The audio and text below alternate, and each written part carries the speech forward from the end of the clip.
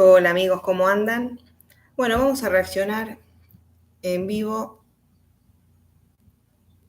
a la audiencia de hoy de fenómenos anómalos no identificados. Good morning.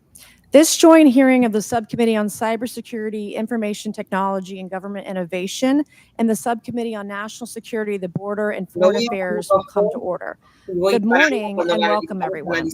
Without objection, the chair may declare a recess at any time, and I recognize myself for the purpose of making an opening statement right now. Good morning and welcome to today's historic hearing, which I'm co-chairing with Mr. Grothman, whose subcommittee held an important hearing on this topic last year. I want to thank my colleagues on the Oversight Committee, including Mr. Burchett, Mr. Burleson, Ms. Luna, Mr. Moskowitz, Mr. Garcia, for their relentless drive to get answers on UAPs. They've been steadfast in demanding transparency on the sightings reported by military pilots and armed forces. Their commitment to digging for the truth is exactly what this country needs to cut through the secrecy surrounding this issue. And many high-ranking individuals in the military and intelligence communities believe UAPs demand greater attention, and thus the purpose for this hearing today. Former National Security Advisor H.R. McMaster said on Bill Maher's program that, quote, there are phenomena that have been witnessed by multiple people that are just inexplicable by the science available to us. Army Colonel Carl Nell, a member of the federal government UAP task force, said at a conference this past May that non-human intelligence exists. Non-human intelligence has been interacting with humanity. This interaction is not new, and it's been ongoing, and there are unelected people in the government that are aware of that. But UAPs remain a controversial topic. I'm not going to name names, but there are certain individuals who didn't want this hearing to happen because they feared what might be disclosed. But we stood firm. No amount of outside pressure would ever keep me from pursuing a subject to ground, come hell or high water. On that score, I want to thank our witnesses for being here. We have before us a panel of individuals accomplished in the military, in civilian government, in science, and in journalism. Some of the testimony you will hear them deliver today does not reflect well on influential individuals and agencies within the U.S. federal government and perhaps some of our contractors. It's never easy to present such information publicly. So I appreciate our witnesses voluntarily agreeing to being here today. This hearing is intended to help Congress and the American people to learn the extent of the programs and activities our government has engaged in with respect to UAPs and what knowledge it has yielded. This includes, of course, any knowledge of extraterrestrial life or technology of non-human origin. If government-funded research on UAPs has not yielded any useful knowledge, we also need to know those facts. Taxpayers deserve to know how much has it been invested, how much has been spent. They shouldn't be kept in the dark to spare the Pentagon a little bit of embarrassment. The reality is, despite their enormous taxpayer-funded budgets, the transparency of the Defense Department and the intelligence community have long been abysmal. The Pentagon has failed 6 consecutive audits. In fact, it's never actually passed one.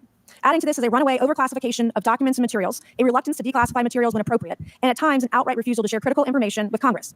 In short, it's not a track record that instills trust. So Congress has tried in recent years to lift the veil and find out if information about UAPs is being withheld, not only from the American public, but also from their elected representatives in Congress. Part of the transparency effort was legislation created in the Pentagon, the All-Domain Anomaly Resolution Office, or AARO, but the new office is struggling to get its footing. A recent statutorily required report from AARO, intended to illuminate the government's historic assessment of UAPs, was heavily criticized by those seeking UAP transparency. The report has stoked suspicions AARO is unable, or perhaps unwilling, to bring forward the truth about the government's activities concerning UAPs. I'm disturbed that AARO itself lacks transparency. Even its budget is kept from the public. So if there is no there, then why are we spending money on it, and by how much? Why the secrecy if it's really no big deal and there's nothing there? Why hide it from the American people? Because I'm not a mathematician, but I can tell you that doesn't add up.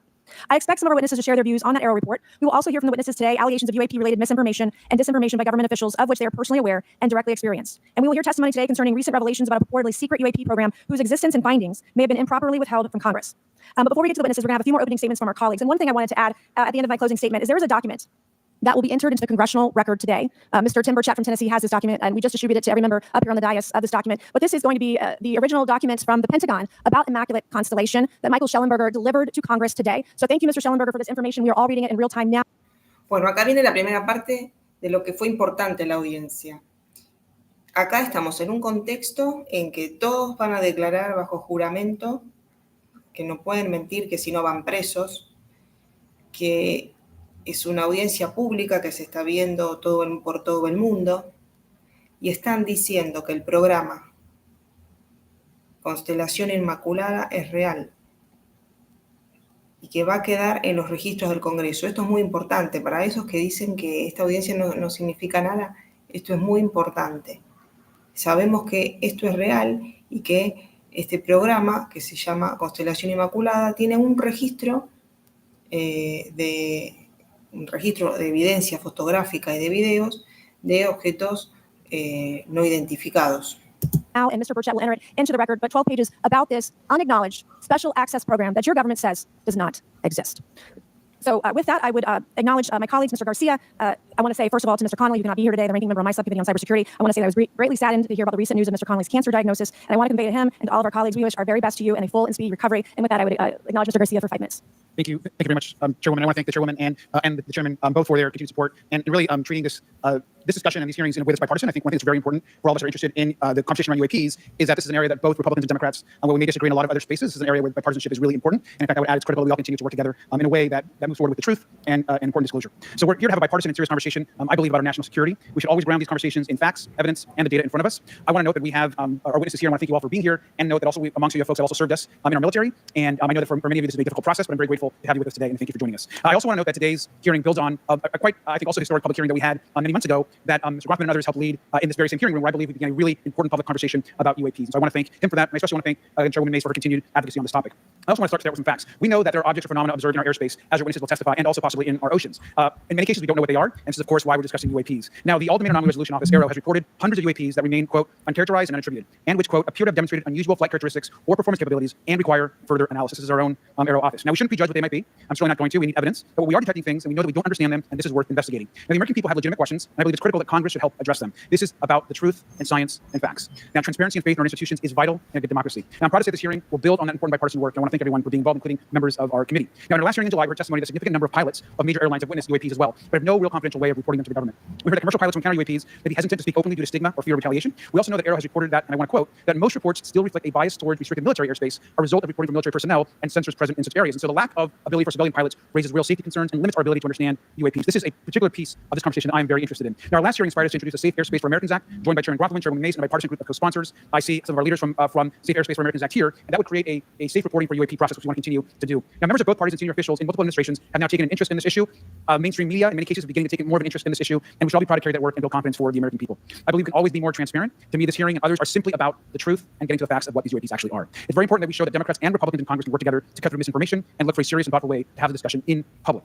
Many of us have also called for additional public hearings to discuss UAPs. This should be a topic that continues on throughout the Congress so we can gather more information, data, and work with the relevant agencies to gather more information. Finally, just want to add that those that are here on this dais, many of us have participated also in classified briefings as well, and where we have also gained a lot of important, I think, and interesting information, at least I personally have. And so with that information, we want to continue today's hearing, and I thank all of our witnesses for being here. And with that, I'd like to yield back.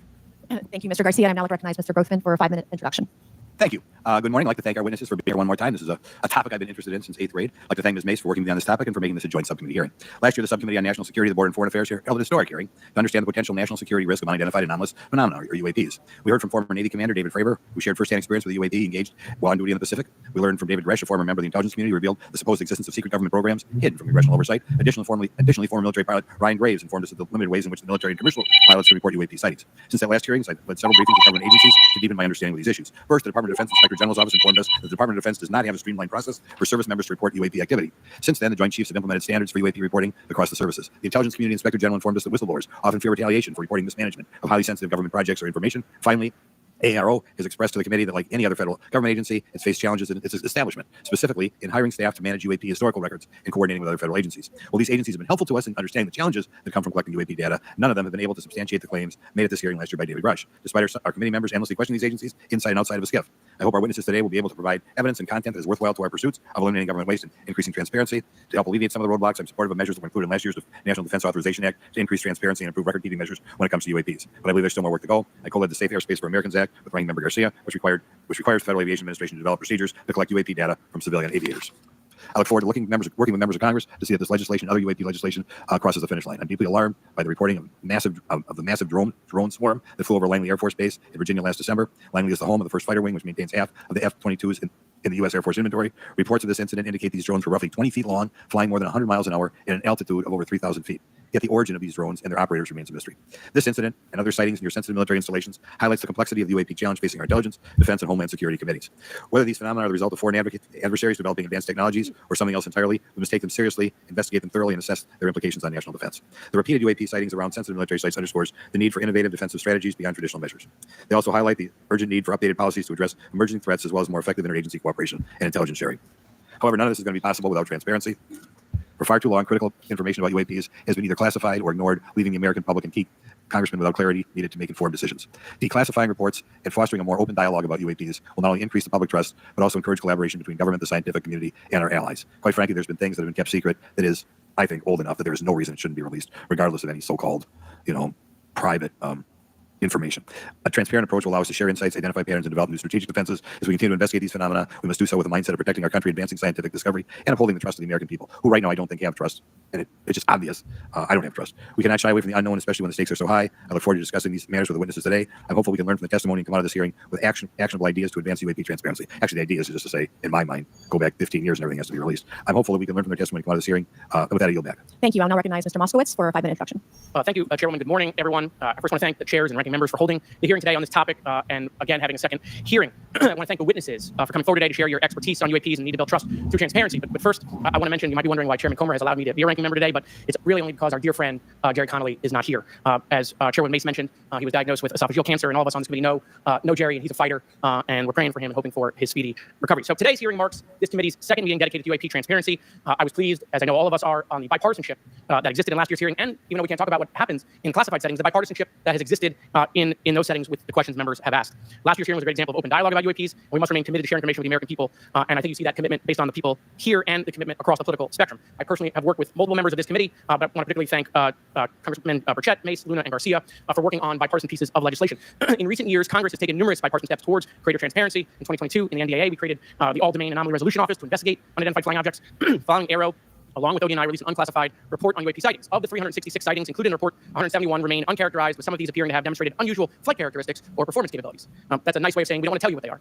In March, Arrow revealed a report on the historical record of U.S. government involvement with UAPs, which covered investigatory efforts going back from 1945 to the present day. Earlier this year, I joined Congressman Burchett to introduce the UAP Transparency Act, which required the declassification of all documents related to UAPs with many other members of this committee. In fiscal year 2024, the NDA required the National Archives and Records Administration to establish the Unidentified Anonymous Phenomena Records Collection. This collection will include digital copies of all unidentified UAP records that can be publicly disclosed. This commitment in transparency is vitally important, and unnecessary overclassification has led to a void of information, which has allowed theories over the decades to foster. When the American people and members of Congress ask, are reports of UAPs credible, we're met with stonewall. We're met with responses of I can't tell you, and in fact, we're met with people not wanting us to have hearings. We're met with people not wanting us to ask you questions. In fact, many of us were told not to ask some of you certain questions on certain topics. In a time of heightened distrust of our government institutions, I believe more transparency is not only needed, but is possible. And obviously, we can respect national security limits, but we also have to provide our constituents with the information and oversight that they have tasked us for. As part of agencies must maintain open lines of communication with members of Congress. And there are regular questions that Americans have. What are ours? How has this technology been developed? How do they get funded, right? And now we've seen this has gone from a long time ago where you could discredit people because it's some guy living in a Winnebago. You're able to see people now. These are pilots. These are military. These are folks with serious backgrounds. This has changed the face of this because now we have video. People have questions. We know there are advanced technology programs. Almost 15 years ago, one of those came out of Area 51 to go after Osama bin Laden. And the only reason we know about that is because one of those helicopters was downed. Americans have questions about whistleblowers who have come forward to talk about retribution. And so I want to thank everyone for being involved today and trying to get more transparency. This has been bipartisan, bicameral, and as we get into a new administration, the president-elect has talked about opportunities to declassify information on UAPs, and I hope he lives up to that promise. And with that, I yield back.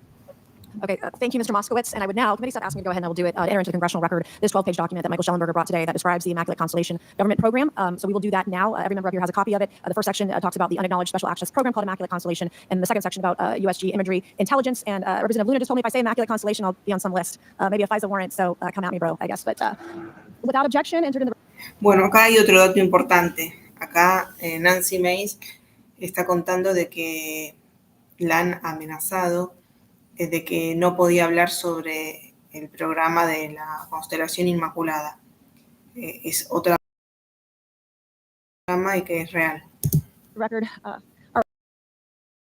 Thank you so much for being here. Our first witness is STL Consulting. Our second witness is Mr. Lou, an author of a recent bestseller book about UAPs. Our third witness is Mr. Michael Schellenberger, founder of the newsletter Public, and author of a recent journalistic piece about special access programs, including one widely identified as Immaculate Constellation. I swear the staff wants me on a list. Okay, and our last witness today is Mr. Michael Gold, a former NASA official who is also a member of the NASA UAP Independent Study Team. Welcome, everyone. We are pleased to have you today. Pursuant to Committee Rule 9G, the witnesses will please stand and raise your right hands. This is where it gets real. Do you solemnly swear to affirm that the testimony that you are about to give is the truth, the whole truth, and nothing but the truth, so help you God? Let the record show that the witnesses all answered in the affirmative. We appreciate all of you being here today and look forward to your testimony. Let me remind the witnesses that we have read your written statements and they will appear in full in the hearing record. You guys may be seated. Please limit your oral statements to 5 minutes. As a reminder, please press the button in front of you so the microphone is turned on so that everyone in the room, members included, can hear you. When you begin to speak, the light in front of you will turn green. After 4 minutes, the light will turn yellow. When the red light comes on, your 5 minutes has expired, and we would ask that you please wrap it up. So I will first recognize Rear Admiral Gallaudet to please begin your opening remarks. Thank you, Chairwoman Mace, Chairman Gruthman, Ranking Members Connolly and Garcia, and members of the committee. Thank you for this opportunity to testify today regarding unidentified anomalous phenomena, or UAP. Confirmation that UAPs are real came to me in January of 2015 when I was serving as the commander of the Navy Meteorology and Oceanography Command. At the time, my personnel were participating in a pre-deployment naval exercise off the U.S. East Coast. It included the USS Theodore Roosevelt Carrier Strike Group. And this exercise was overseen by the United States Fleet Forces Command, led by a 4-star admiral who at the time was also my superior officer. During this exercise, I received an email on Navy Secure Network from the operations officer of U.S. Fleet Forces Command. The email was addressed to all the subordinate commanders, and the subject line read in all capital letters, "Urgent Safety of Flight Issue." The text of the email was brief but alarming, with words to the effect, "If any of you know what these are, tell me ASAP. We are having multiple near mid-air collisions, and if you do not resolve this soon, we are going to have to shut down the exercise." Attached to the email is what is now known as the Go Fast video, captured overlooking infrared sensor of one of the Navy F-18 aircraft participating in the exercise. The now declassified video showed an unidentified object exhibiting flight and structural characteristics unlike anything in our arsenal. The implication of the email was clear. The author was asking whether any of the recipients were aware of classified technology demonstrations that could explain these objects. Because the DoD policy is to rigorously deconflict such demonstrations with live exercises, I was confident this was not the case. The very next day, that email disappeared from my account and those of the other recipients without explanation. Moreover, the commander of Fleet Forces Command and the operations officer never discussed the subject, even during weekly meetings specifically designed to address issues affecting exercises like the one in which the Theodore Roosevelt Strike Group was participating. This lack of follow-up was very concerning to me. As the Navy's chief meteorologist at the time, I was responsible for reducing safety of flight risks. Yet it appeared to me that no one at the flag officer level was addressing the safety risk posed by UAPs. Instead, pilots were left to mitigate these threats on their own without guidance or support. I concluded that the UAP information must have been classified within a special access program managed by an intelligence agency. That is a compartmented program that even senior officials, including myself, were not read into. Last year's UAP hearing before this oversight committee confirmed that UAP-related information is being withheld from senior officials and members of Congress. And just this week, I learned from former DoD official Chris Mellon that satellite imagery of UAP from a few years ago still has not been shared with Congress. Equally concerning, last year's UAP hearing also revealed that elements of the government are engaged in a disinformation campaign to include personal attacks designed to discredit UAP whistleblowers. Having never signed a non-disclosure agreement regarding UAPs, and now as a private citizen, I've become an advocate for greater UAP transparency from the government. The continued overclassification surrounding UAPs has not only hindered our ability to effectively address these phenomena, but has also eroded trust in our institutions. While I applaud previous bipartisan legislation passed by Congress concerning UAPs, a more comprehensive approach is needed to address the broader implication of UAP on public safety and national security, as well as the socioeconomic opportunities that open UAP research could unlock. Therefore, I recommend Congress take the following action, which I believe will receive bipartisan support. First, establish robust oversight of the executive branch's management of UAP information by directing key officials, beginning with the director of the DoD's All-Domain Anomaly Resolution Office, to provide comprehensive briefings on what the government knows about UAP and does not know. Two, enact the provisions of the UAP Disclosure Act and establish a UAP Records Review Board to ensure independent oversight, transparency, and accountability in the government's handling of UAP information. And three, strengthen the UAP Disclosure Act in future reauthorizations with provisions that mandate a whole-of-government approach to addressing UAP. In closing, I will share my personal reasons for speaking out on this topic. First, as a former science agency leader having led the National Oceanic and Atmospheric Administration, I've always sought the truth in human knowledge and thought. Now that we know UAP are interacting with humanity, and these include unidentified submerged objects in the ocean, we should not turn a blind eye, but instead boldly face this new reality and learn from it. Additionally, at a time when leaders in government leave much to be desired, I feel obligated to show more leadership on this issue of UAP disclosure by validating the credibility of the courageous men and women who have come out as witnesses and whistleblowers to expose the truth. My speaking out has encouraged others to do the same, and it's my hope over time that a number of your constituents will want to know the truth and about UAP, and this number will increase to such an extent that the congressional action I've just recommended will become inevitable. Thank you, and I look forward to your questions. Thank you. I will now recognize Mr. Elizondo for his opening statement. Greetings, Chairwoman Mace, Chairman Rothman, Ranking Members Connolly and Garcia, members of the committee. It is my honor and privilege to testify before you on the issue of unidentified anomalous phenomenon, formerly known as UFOs. On behalf of our brave men and women in uniform and across the intelligence community, as well as my fellow Americans who have awaited this day, thank you for your leadership on this important matter. Let me be clear. UAP are real. Advanced technologies not made by our government or any other government are monitoring sensitive military installations around the globe. Furthermore, the U.S. is in possession of UAP technologies, as are some of our adversaries. I believe we are in the midst of a multi-decade secretive arms race, one funded by misallocated taxpayer dollars and hidden from our elected representatives and oversight bodies. For many years, I was entrusted with protecting some of our nation's most sensitive programs. In my last position, I managed a special access program on behalf of the White House and the National Security Council. As such, I appreciate the need to protect certain sensitive intelligence and military information. I consider my oath to protect secrets as sacred, and I will always put the safety of the American people first.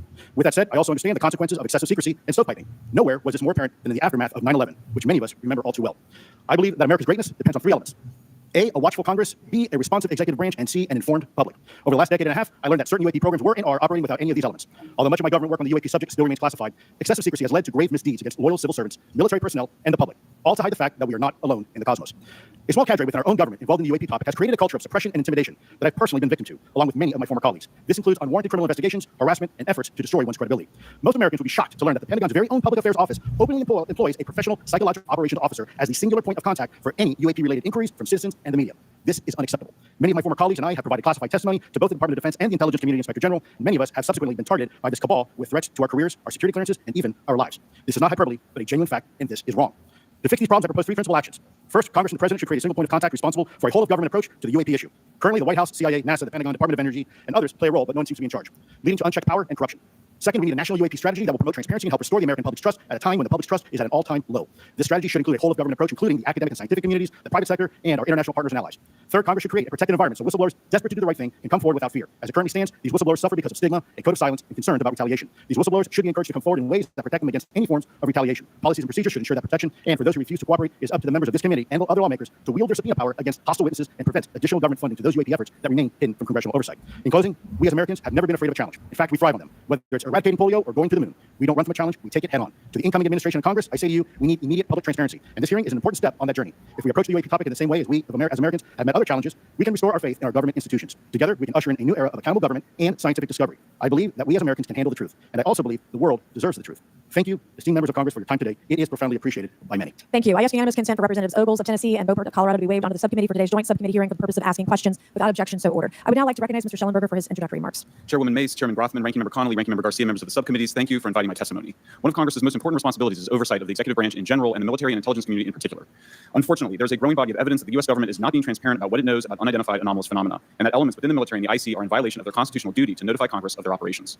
President-elect Donald Trump and former President Barack Obama have both said that the government has information about UAPs that it has not released.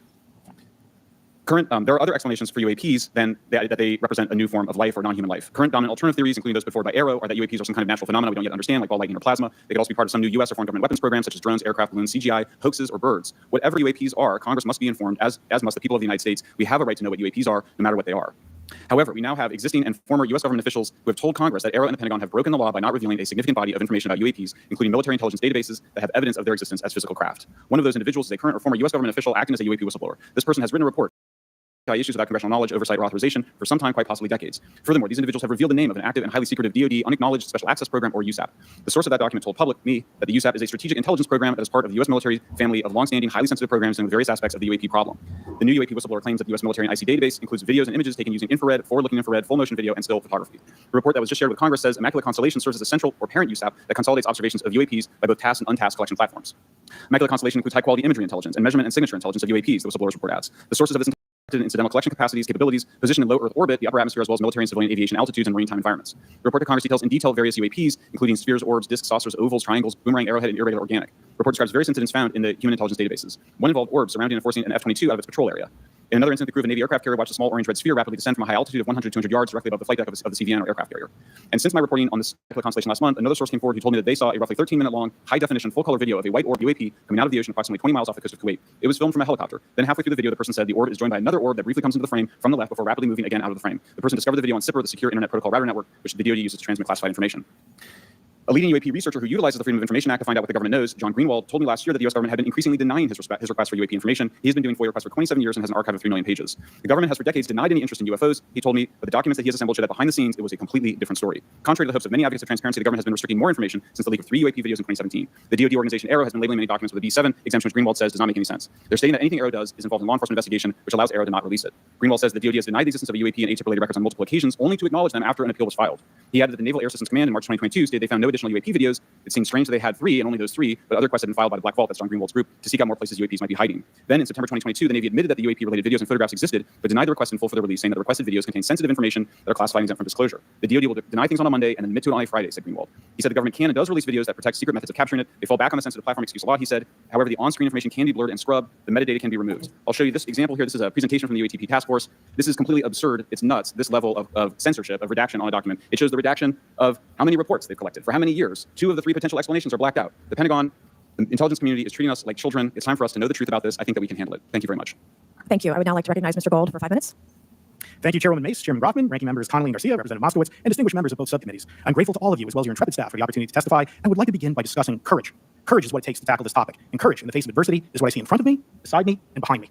For my introduction, I'm currently the Chief Growth Officer at Redwire Space and have had several leadership positions at NASA. That being said, I want to be clear that I'm speaking exclusively on my own behalf and not for Redwire, NASA, or any other organization. However, I am here today to speak out for science. Science requires data, which should be collected without bias or prejudice. Whenever the topic of UAP arises, those who wish to explore the phenomena are often confronted with resistance and ridicule. For example, members of the NASA UAP Independent Study Team, particularly those in academia, were mocked and even threatened for simply having the temerity to engage in the study of UAP.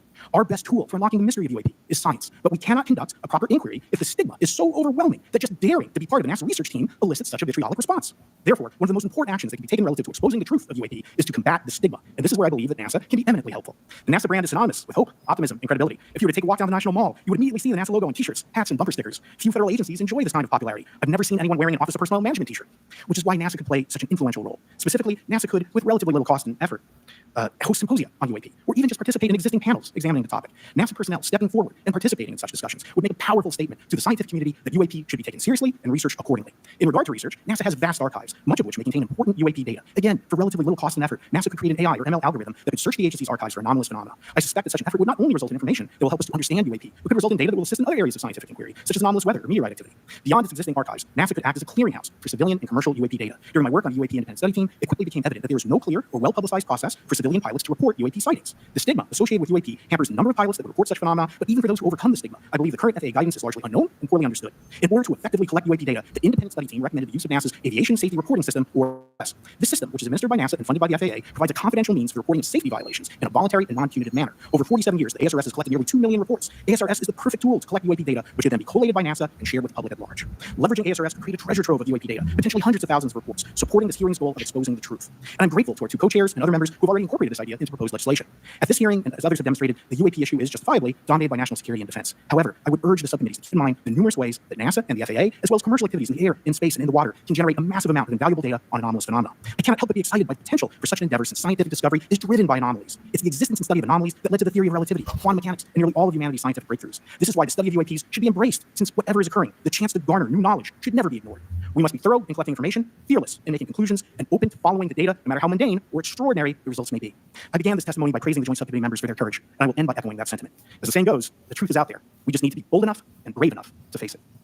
Thank you. Thank you. Thank you all. I will now recognize myself for 5 minutes of questioning. I have a lot of questions and I have a lot of witnesses. So I would just ask if it's yes or no, please just tell me yes or no. If it requires more than that, be very succinct, because I would like to go down the line and ask as many questions as possible. So for the Admiral this morning first, former DoD official Chris Mellon reached out to you about satellite imagery from 2017 that depicts a UAP. What were the dates in 2017 when this occurred? I can't share with you the details, ma'am, but I can do it in a closed setting. I can also tell you the agency that wrote a report on it. Okay, so who has the image? Bueno, acá empezamos. Esa es una de las cosas por que la gente está bastante enojada. Es porque siempre al final, cuando están en una audiencia, terminan diciendo eso. En un lugar cerrado lo puedo decir. Esperemos que algún día eso se termine y se pueda hablar abiertamente del tema, sin necesidad de ir a ningún lugar cerrado ni nada, ni por seguridad nacional ni nada.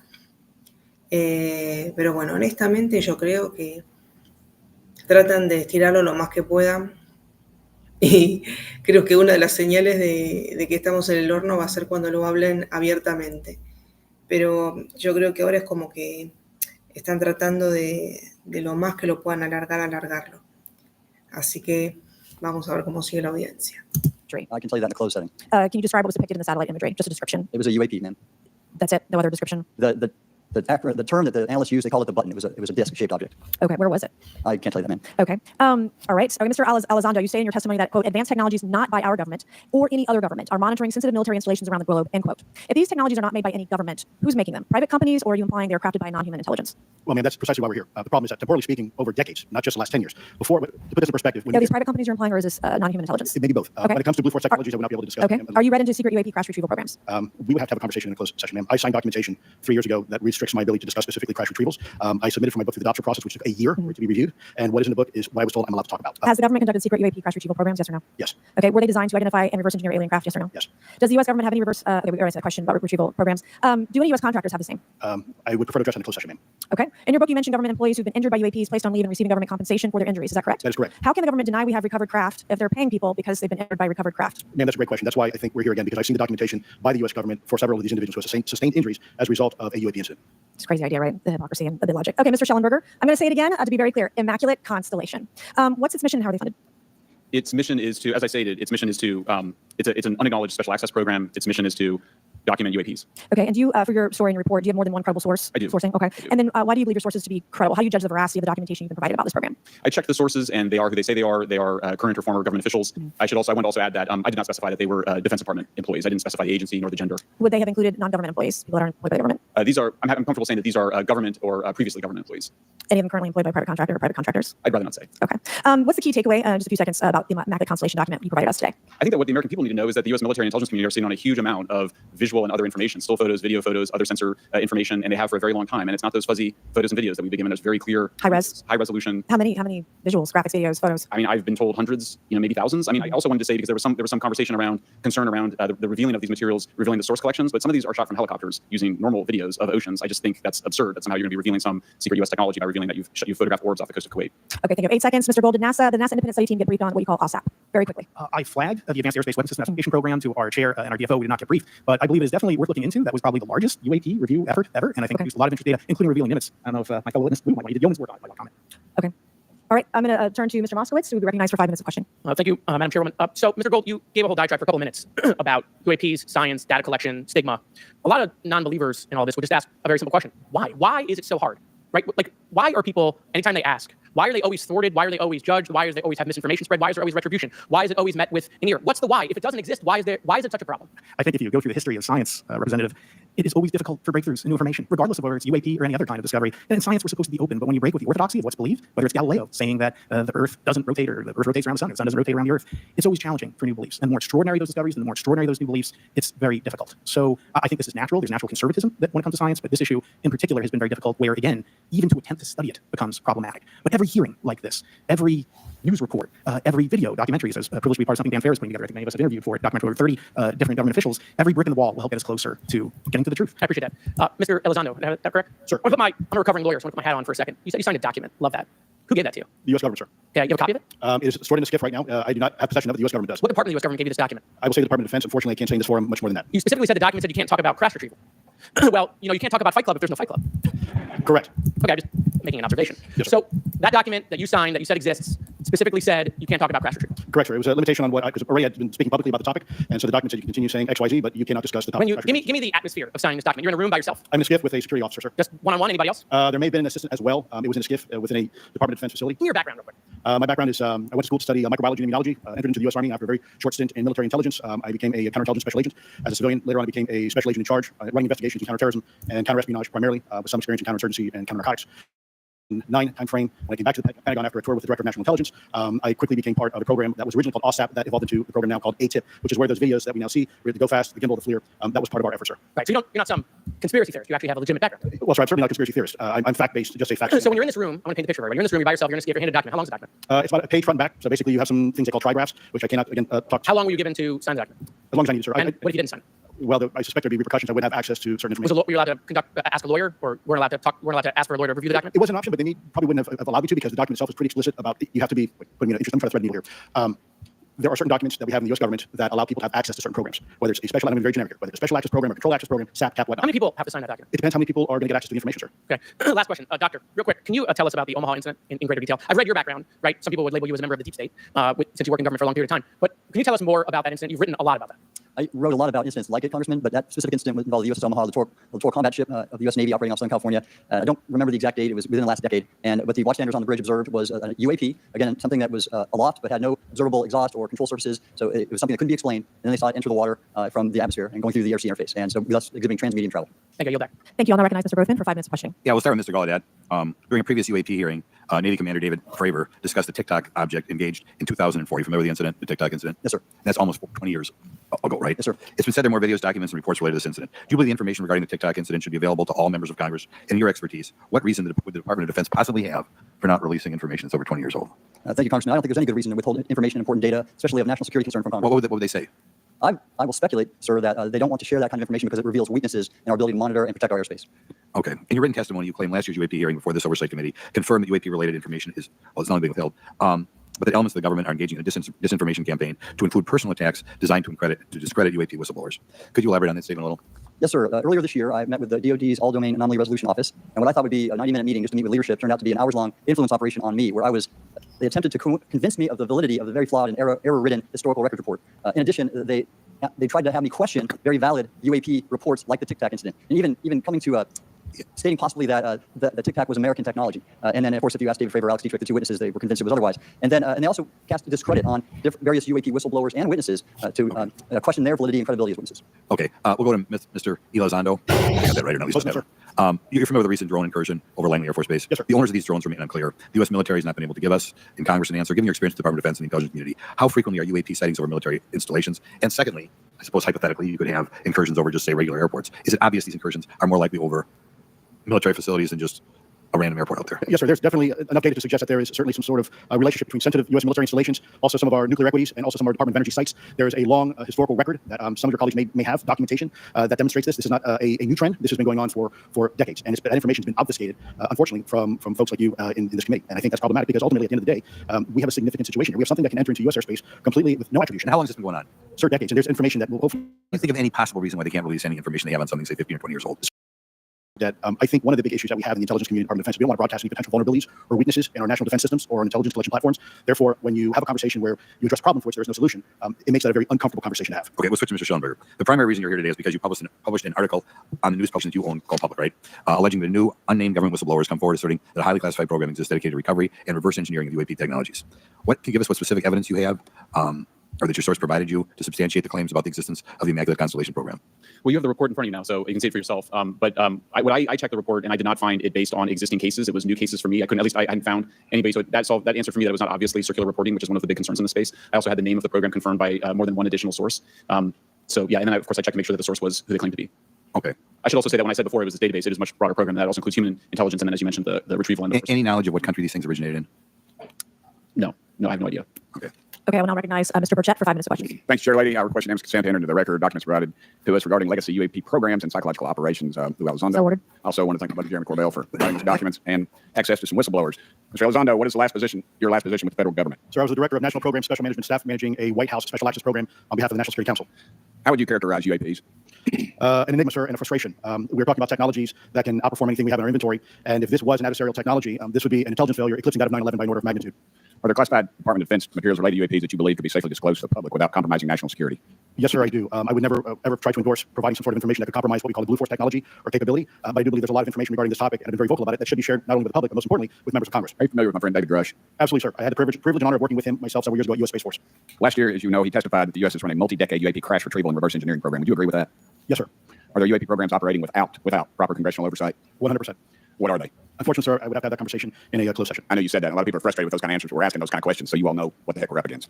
You also mentioned in your opening statement that the Pentagon's Public Affairs Office employs a psychological operations officer as a singular point of contact for UAP-related inquiries. Why the heck would they do that? So that's a great question. I would ask the Pentagon. There's a long history here of that individual providing misleading and false information to the public through various news outlets and media outlets in order to discredit this topic. I've personally been victim to it. We have the documentation to substantiate where this information has been absolutely inaccurate, that has been provided time and time again. And it turns out that individual was also working with former leadership of Aero at the time as well. And we punish them by giving them multi-million-dollar more than they ask for every year. Admiral Gallaudet, you mentioned in your opening statement on an email you received from the operations officer of the Fleet Forces Command regarding unknown objects almost colliding with U.S. military planes. Did anyone respond with knowledge of what the objects were? I received no response, sir. Did the exercise get canceled? The exercise did not get canceled. Why do you think the Commander of Fleet Forces operations officer never discussed the incident again? Sir, I'm speculating because I didn't have an exchange with him, but I believed it to be part of a special access program, the information in the video, which we know now it was, and he realized he couldn't share that openly with the recipients of the email, and therefore the email was pulled from everybody's account. Again, tell us what happened to the email from the Commander of Fleet Forces. The day after I received it, and all the other recipients received it, which were all the subordinate commanders of U.S. Fleet Forces, so 1- and 2-star admirals, including strike group commanders, the email was wiped or deleted from our accounts, and then no one talked about it. All right. Have you specifically had any experience with submersible objects? So I've no personal experience, but I've had witnesses on submarines come to me and say they've seen on sonar data. Correct. Okay. How would you characterize those, and how did they move? The one instance that was revealed to me was in the 80s on a nuclear-powered submarine, a ballistic missile submarine, that the object exhibited the characteristics of a Russian torpedo in terms of its speed of movement. Submarine, and then it slowed and followed the submarine slowly in its wake for a period of minutes, and then rapidly exited the scene. And nothing we know of technology-wise could replicate that. And the speed of these objects was faster than anything that we have or anybody else has that would be manned. Is that correct? It was on the order Underwater. of a torpedo. So Yes, sir. Yes, sir. But as it exited, I don't exactly know how fast a torpedo is, but I expect it does better than my old outboard shot at water. So I'll take that as a yes. Okay. Have you experienced any experience with the All-Domain Anomaly Resolution Office, Aero?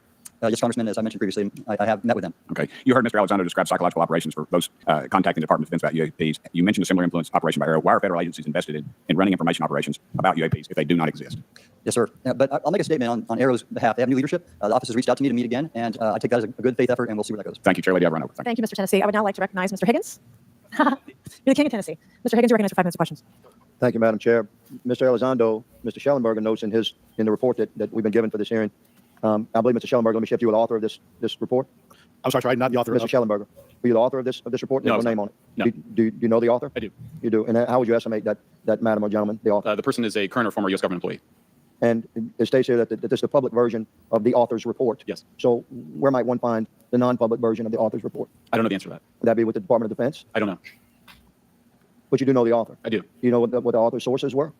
The author's sources are described in the report. These databases, the Immaculate Constellation. Right, but you expressed some confidence in the sources. I would. Earlier in testimony, you expressed confidence. So do you know those sources? I do. Are they within the Department of Defense? I can't say. You can't say, or you won't say? I won't say. Okay, why not? Because I protect my sources, and I think they're. But you're not naming them. It's a big department, but many of us on my side of the aisle would say it's far too big. So you're talking about the Department of Defense, sources from within the Department of Defense? I'm not willing to reduce the potential universe of where my sources might be. Okay, moving on. In this report, Mr. Elizondo, for reference, several types of allegedly alien craft or possibly alien craft or unknown aerial phenomena, what we used to call UFOs, are described. Spheres and orbs, discs and saucers, oval or tic-tac, triangular shape, boomerang and arrowhead, and irregular or organic. Mr. Elizondo, does that summarize to you the types of craft that we're discussing today? So that is a general morphology, historically speaking, of Okay, UAP. so those descriptions are very different craft. Is it your assessment that they would come of different origins? It's possible, but this also could be a matter of utility. And let me just say for the record, I never read the report that, or the article that Mr. Schellenberger put out. The reason That's a good point. We're just referencing it for descriptive purposes for the American people. Mr. Schellenberger, in this report, it's striking to me that regarding the descriptions of experiences with these various craft, several of them include biological effects and several do not. Are you familiar with what I'm talking about? Yes. Okay, so spheres and orbs, triangular craft, and irregular or organic craft include some descriptions of biological effects, including feelings of unease, electronic device malfunctions, long-term psychological effects such as anxiety or insomnia have been noted, feeling of being watched, a shared awareness with the triangle craft, and under the irregular and organic craft, biological effects include physical sensations of warmth or cold and unexplained smells and psychological distress. These are very specific descriptions of the reactions of human beings, which allegedly have been noted from a study here, a report. All of those experiences would have been described by the sources that the author used. I'm not sure I understand. It's a very broad description of biological effects, and it's striking to me that they are present with relation to some type of craft, but absent in others. This would require a great deal of research and study. Can you explain that? My understanding is that this is the database is very large. It includes both the images, the videos, the still images, as well as the human intelligence, the reports, the raw data from individuals having these experiences. So in answer to your question, yeah, I think we're looking at a very large amount of data collected over many decades. And that data is held by the Department of Defense? Well, I will say that after I published, I was told that this program, that the USAP was actually managed by the Department of Defense, but held at the White House. Roger But that's that. a single source, and I don't have multiple sources to verify that. Thank you, sir. I did my best to trick an answer out of you, but I was partially successful. Madam Chair, are you? Thank you. I now recognize Mr. Frost for 5 minutes of questions. Thank you, Madam Chair. In addition to serving on this committee, the Oversight Committee, I also serve on the Science, Space, and Technology Committee, where we often discuss how essential data and evidence are used in science and used at departments such as NASA. During a hearing, NASA Administrator Nelson affirmed the importance of NASA in helping us to understand UAP. Mr. Gold, if the government doesn't have the data it needs on UAP because, say, someone who saw something is concerned about stigma, public backlash, et cetera, or maybe there's just not good systems in place, how are we supposed to ultimately figure out what's going on? Yeah, thank you for the question. And let me compliment Administrator Nelson that there wouldn't have been the UAP Independent Study Team if it wasn't for his leadership and courage. We're talking about data and where we can get data from. As I described, NASA has whole archives of data, much of which I believe will likely have information that will help inform UAP. We need only look. And again, in an era with AI and ML, we can relatively quickly and easily go through it. So I think it's something that we should encourage NASA to do. However, per Chairman Groffman's comment about UAP focusing on national security sites, I believe there's something, sir, that you may have heard called sensor bias, that because we've got more cameras, more monitoring of national security, we don't know how extensive UAP activity may be over civilian areas. And this is the second part of your question, where we're not collecting the data. We're not collecting sufficient data from pilots. We're not collecting sufficient data from civilian and commercial activities. And this is, again, where ASRS, I think, could substantially change that, get the data out there, and allow us to do good science. Thank you. I mean, on the data, I'm a really big proponent of transparency. But obviously, there's always a little bit of balance that we have to have in government on transparency as well. I mean, last year, NASA appointed a director of UAP research in response to the recommendation by the independent study team. In the final report, there's a quote: "Despite numerous accounts and visuals, the absence of consistent, detailed, and curated observations means we do not presently have the body of data needed to make definite and scientific conclusions about UAP."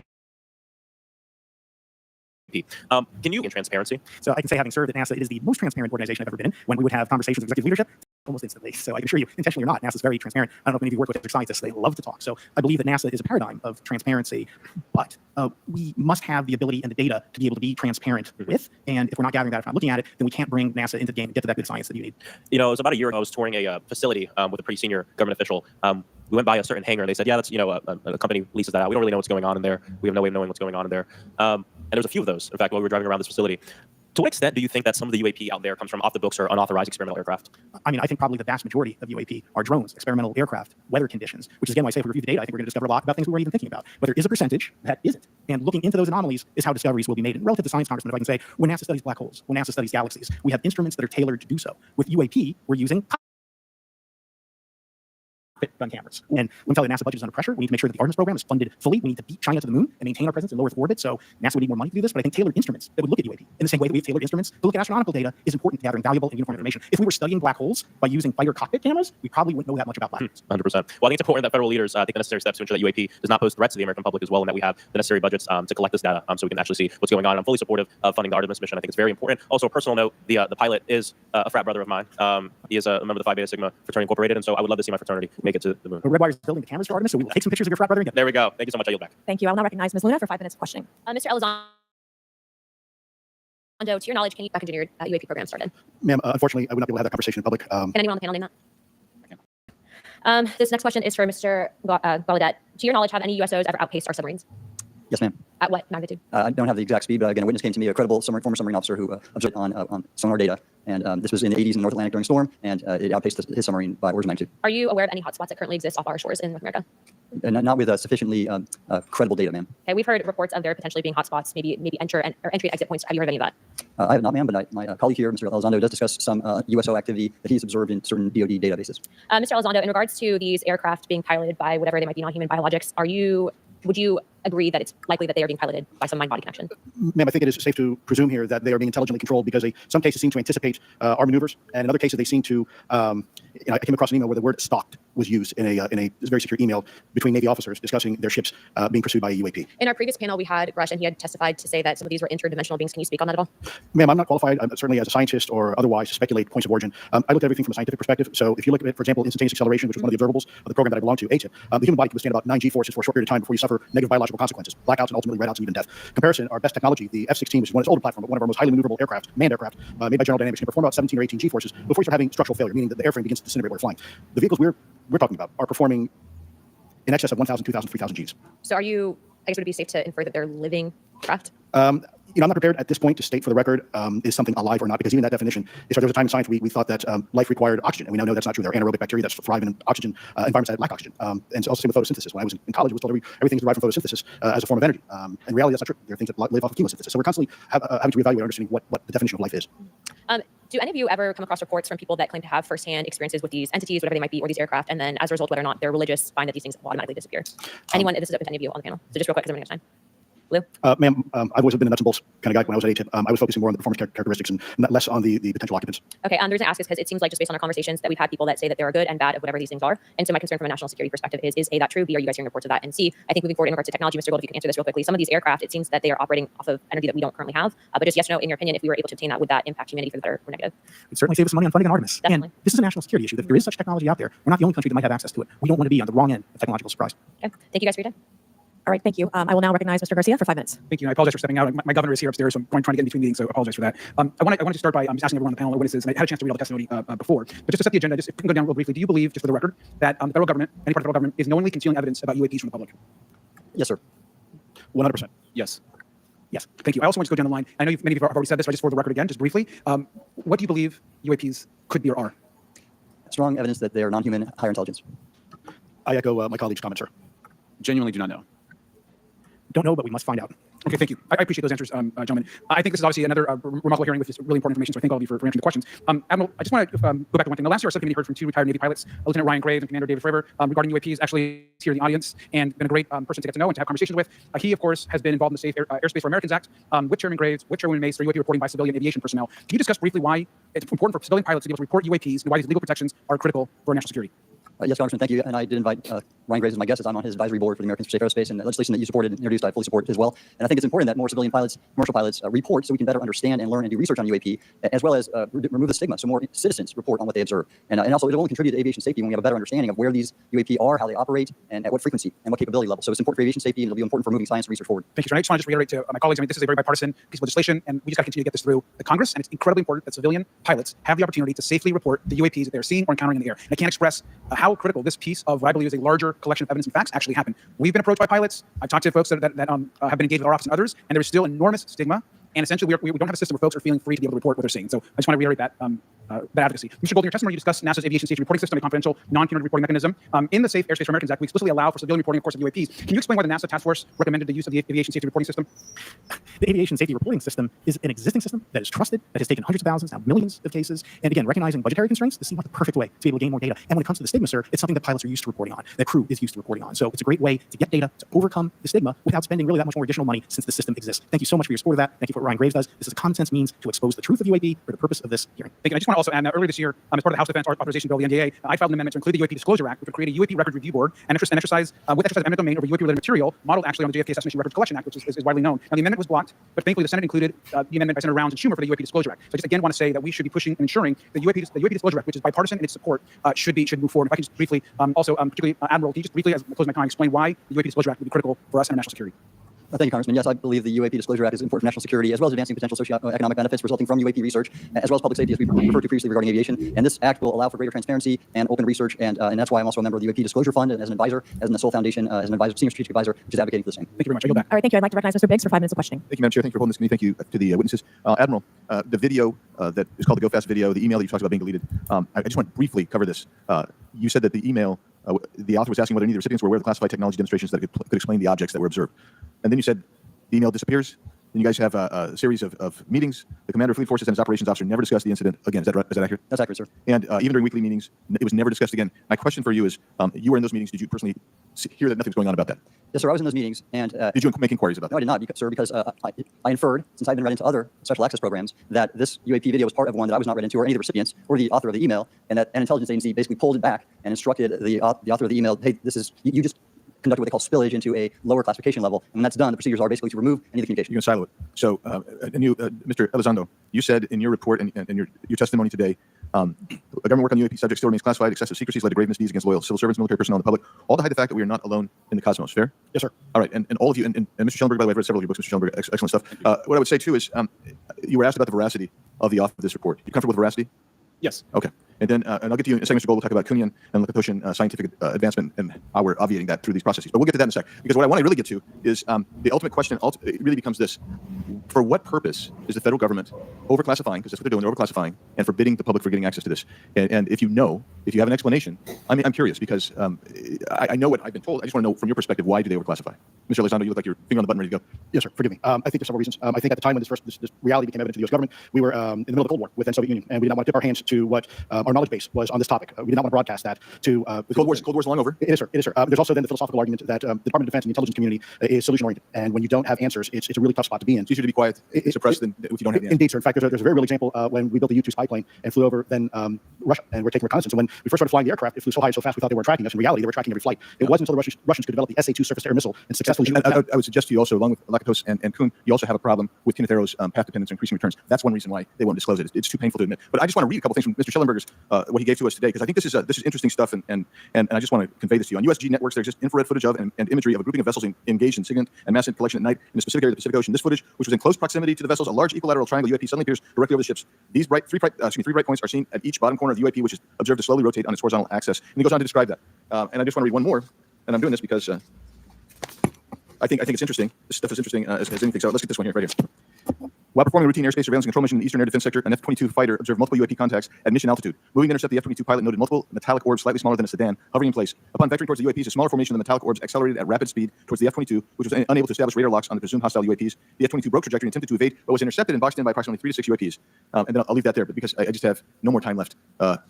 Well, she's not looking. So let's just get into let's get into part of this. I thought I would be saved by that. No. Let's talk about Kuhnian, Lakatoshan type of scientific development. And the problem that we have here is you have institutional blockage of what would be normal development of scientific ideas. And if you want to expand that, Mr. We're over time, so be very fast, please. I'll just say I'm a recovering attorney, so please take it easy on the science. But all breakthroughs have been heretical at first, and that's the challenge that we face, particularly with something as extraordinary as this, which is why gathering the data is so important. And I'll just end by saying, by the way, the overclassification of material is in no way limited to UAP. That is occurring throughout the government, as well as the inability to get people classifications in a timely and efficient manner, and to have those classifications be broad enough to be useful. So this is a larger issue that I hope that Congress will. Thank you, Mr. Biggs. I've been generous.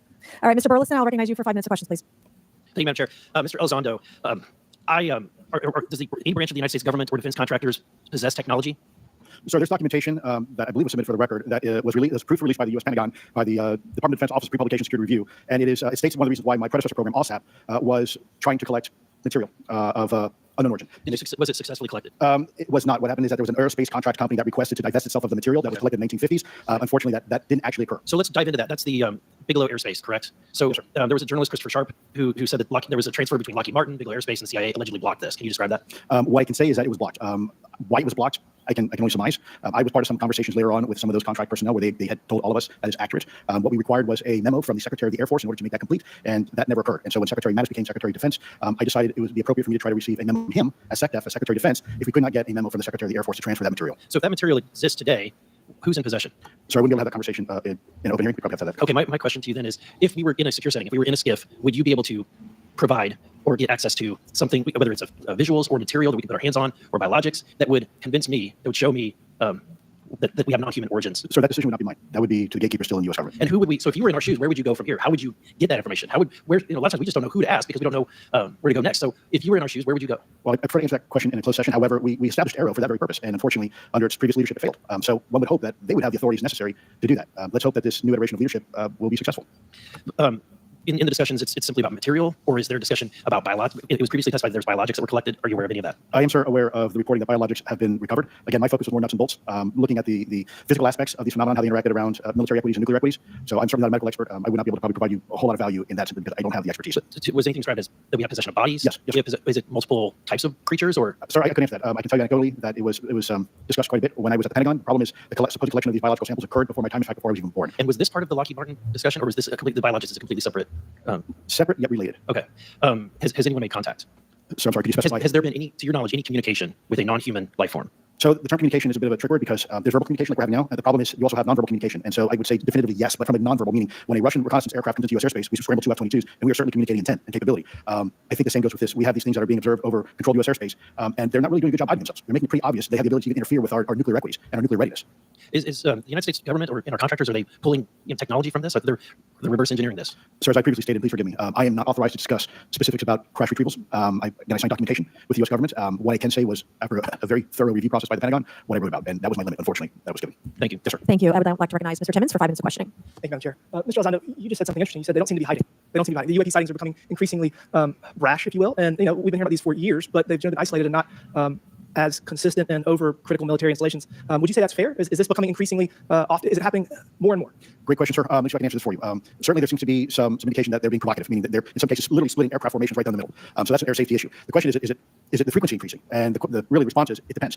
Yes, it's possible that there is an increase in frequency, but it's also possible that there's heightened awareness now, and there's also more pervasiveness of technology out there that's collecting this information and that can record this information. So we're not quite sure yet if it's actually an increase in numbers of these events, or is it that we have better equipment now that to record these things, and we have a better ability, if you will, to analyze these things. And that's my next question. It seems that a lot of these sightings occur near military installations. Do you think that these UAPs are intentionally targeting military installations, or do you think that we have increased abilities to monitor surrounding military installations? Sir, maybe both. Part of my concern is we have something in the Department of Defense and the intelligence community called IPD, Initial Preparations for the Battle Space. And we use equities like ISR, intelligence, surveillance, reconnaissance, and other type of equities and technologies to prep the battle space.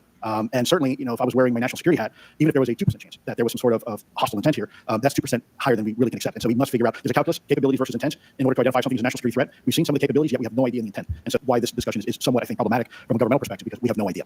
Sure, thank you. Mr. Schellenberger, you're particularly familiar with the Langley Air Force Base incident a year ago? Are you familiar? Just from what I read. Just from what you read? Yeah. I would imagine a large percentage of the population became aware of that with the Wall Street Journal article. Would you agree with that? Yes. And were you aware of that incident prior to the Wall Street Journal article? No. To the rest of the panel, was the Wall Street Journal article the first time that y'all were made aware of what was essentially an over 2-week UAP frenzy over Langley Air Force Base? Were y'all aware of this prior to the Wall Street Journal article? Anybody show hands? Yes, sir. Could you give me how did you become aware of it? Well, a colleague of mine who I referenced previously, Chris Mellon, he wrote an extensive article about this, that there were other incursions of drones over Langley before this, as well as many, many military installations over the last 5 decades. And it's my understanding there's been an ever-increasing number, and I'm trying to think how to say this because I wear 2 different hats. I'm still in the Air Force. So it seems that they're becoming increasingly brash, and the question that we really have to figure out is it China or is it non-human? And I think that's the biggest question the American people want to know. If China's scary because they have a lot of technology that we cannot explain, and if it's non-human, that's scary because we don't know the intent. Would you say that's fair? Yes, Congressman. In fact, I really believe that we should use this hearing as a catalyst to improve and bolster our air defense capabilities and our maritime domain awareness capabilities, because obviously there are holes in it, whether it be UAP of non-HI direction or NHI direction, or, as you say, sir, China or any other adversary. Are you all aware of any task force at the Pentagon or in the national security apparatus that's trying to assess the answer to that question? At the current moment, sir, no, but that's a great point. From 2020 to 2022, there was a UAP task force in the DoD succeeding where Mr. Elizondo worked, led by Jay Stratton, who had the first comprehensive whole-of-government approach to UAP, which involved pathways to declassification and to increase transparency, as well as assessing the national security risks of UAP. This was a really well-established approach, and we have all advocated that something like it return. I'm running out of time. The last thing is that we need authorities. The law enforcement, military do not have authorities to actually engage, and we need Congress needs to act to give those authorities to local law enforcement and the military so they have clear guidelines on how to assess these issues going forward. I yield back. Thank you. Thank you. I'd like to recognize Ms. Boebert for 5 minutes of question. Thank you, Madam Chair. Now that we have all been cautioned in this committee hearing that the mention of Pentagon's Immaculate Constellation program could put us on a list, well, I already find myself on many lists, I'm sure. So I speak my mind often, so why not just keep going with it? May as well just go all out and say it. The Earth is flat, birds are government drones, and we've never set foot on the moon, and Joe Biden received 81 million votes in the 2020 election. So let's just see how many lists we could get on here today. But Mr. Schellenberger, I wanted to ask you, I think I understand from this hearing that you would agree that classifying information like this is not in the best interest of the people. Is that correct? Yeah, I mean, with the caveat that, of course, I would support classification necessary to protect secrets essential to national security, but I think it's pretty obvious that there's overclassification. Overclassification, yes. And so in most instances, they can't tell us what. Do you think at some point they'll at least tell us why? President-elect Trump has repeatedly committed to greater transparency, both on the UAP issue, on JFK files, on COVID origins, and many other things. So I think that we need to make sure that the next administration is held accountable for that. Agreed. And this is for all 4 of you. Yes or no, please. I have many questions I want to get to. Are there any known instances of recovered materials or technologies that are not of human origin and maybe connected to any advanced bioscience defense programs within the USG? I don't know. I wouldn't be able to answer that, ma'am. I don't know. I don't know.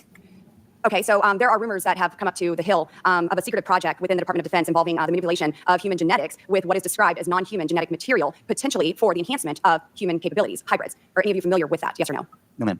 I'm not, ma'am. I'm not. No, ma'am.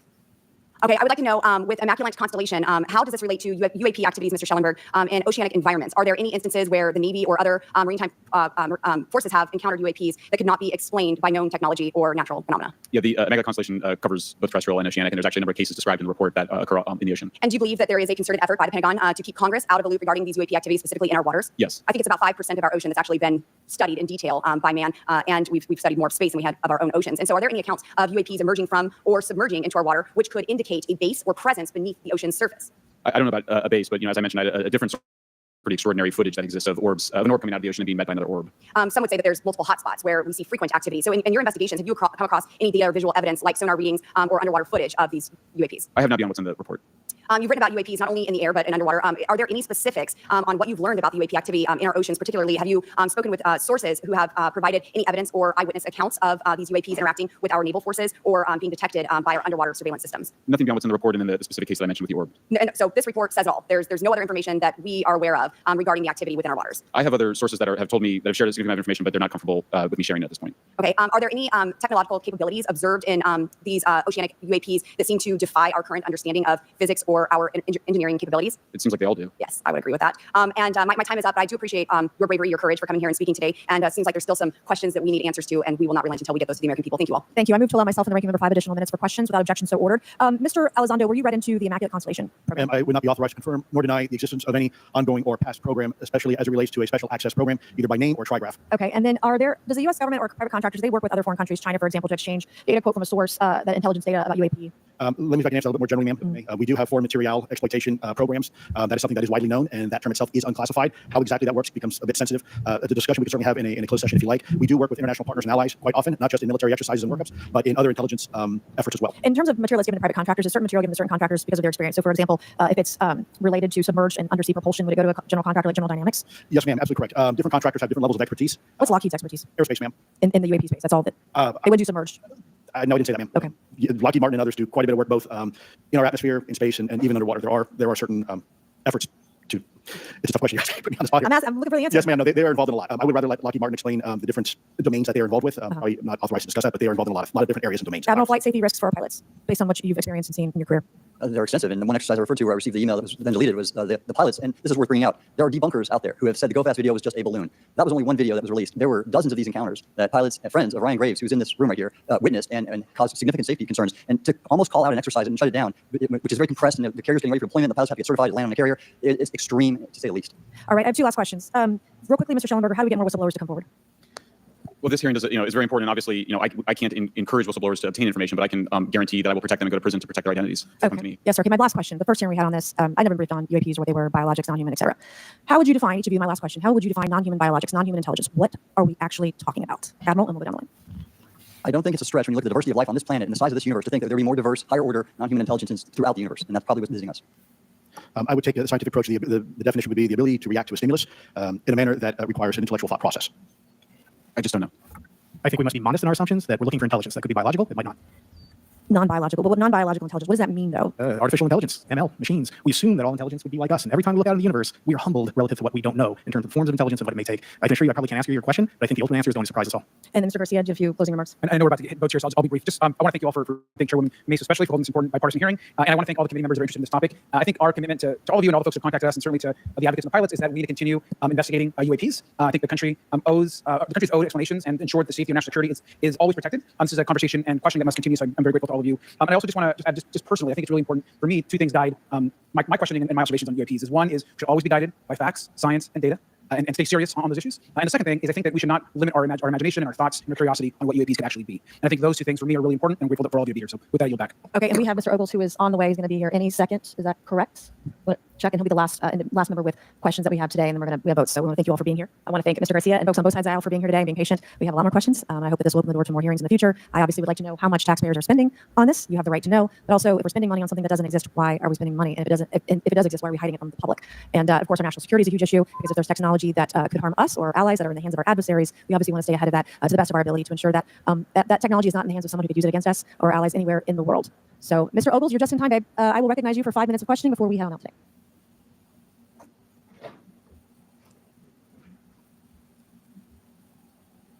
Well, thank you all for being here. And Madam Chairwoman, I of breath because I sprinted to get here, but this is an important hearing. I think we all know that there's something going on. Mr. Elizondo, based on your knowledge of UAP sightings, do you believe it's fair to say that they're especially common near nuclear sites? Yes, sir. Mr. Congressman, I absolutely am convinced of that, as are my colleagues inside the government. And the reason why I pose that question, and this has been one of my talking points from the beginning, is, Oak Ridge is in Tennessee. The so-called weather balloon that drifted, that we now know was controlled, it passed near Oak Ridge. It obviously is a sensitive site, both of interest to our adversaries and to whatever else this is. Because we know that at military installations, at sensitive locations, such as nuclear facilities, that we're seeing this take place. So the question is, what is it? Do you believe they cause an irregular activity, and why might they be interested in those sites? Sir, in some cases, it's actually regular activity. You'd be surprised there's actually documentation right now that's been submitted. It's not just Oak Ridge. It's Savannah River Site, SRS. It's also Los Alamos. A lot of our sensitive R&D locations appear to be under some sort of surveillance and monitoring. Why? Well, because a lot of innovation comes out of those areas. A lot of new technologies, a lot of, if you will, disruptive technologies that we use for our national defense originates out of those locations, and advanced concepts in physics as well. So if I was doing any type of reconnaissance, even on a foreign adversary, that's a great target to start with. Sure, and again, this has been one of my talking points. I do have questions. What role might the Department of Energy or its subsidiaries or affiliates have in this type of technology, or possessing this type of technology, whether it's ours or others? Mr. Gaudet, I think your testimony has been pretty clear, but would you please reiterate that you believe UAPs pose a threat to pilots? Excuse me. Yes, sir. Absolutely. They were threatening Navy pilots during the exercise that I was. My people were involved with in 2015, and it's my understanding that they're risking pilot safety, commercial and military today. Well, considering, and I understand that there's a need in some cases to keep certain technologies secret, but you believe that it is posing a threat to our personnel, correct? Yes, sir. So I think it's reasonable to conclude that if there's a threat to our personnel who are serving our country faithfully, that there be oversight. 100%, Congressman. And in fact, that's the one thing that we've not talked about enough during this hearing, is the fact that the government executive branch not sharing with Congress what it knows about UAP infringes on your legislative and oversight responsibilities to such an extent that's very concerning. I mean, what else are we, if you look at national security or intelligence or foreign affairs or appropriations, you all have oversight and legislative responsibility regarding those. This UAP issue may be the greatest issue of our time, and it's being hid from you. Well, I mean, to your point, I think we've seen over the decades that we have certain adversaries like China, like Russia, that technologically speaking are not as advanced as us, that they lack some of the lethality that we have, and that we've seen that they've gone after our technologies and in some cases succeeded, in particular with missile technology. And so again, my concern, whether this technology emanates from us or otherworldly, that we know that we possess it.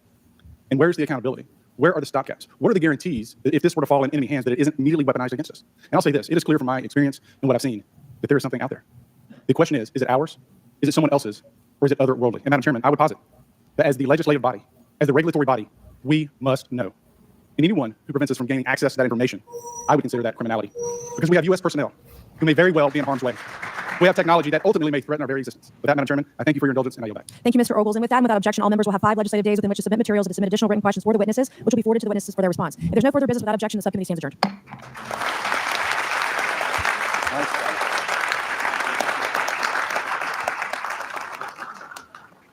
Well done, sir. Thank you.